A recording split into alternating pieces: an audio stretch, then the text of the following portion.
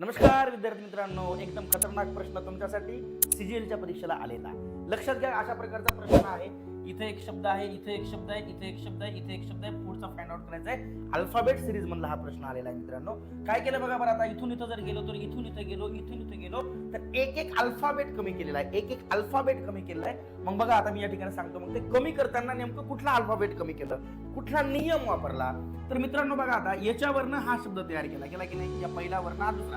आता इथं आडवी मांडणी होती, मी तुम्हाला उभ्या फॉर्मॅट मध्ये बनवून दाखवलं, बरोबर का.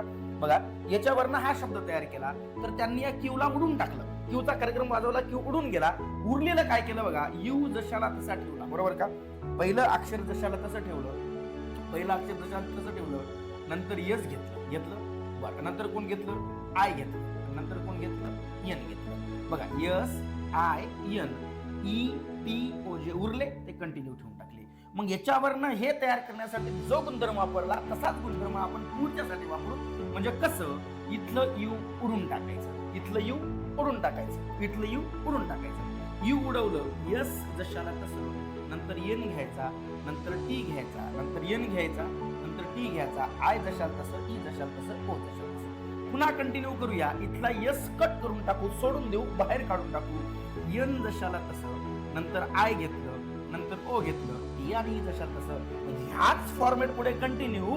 एन कट करा, एन कट करा, आय जशाला तसं ठेवा, पुढचं टी तुम्ही इथं घ्या, उरलेलं ओ, उरलेलं टी. असं तुमचं उत्तर यायला पाहिजे. I T O E, I T O E option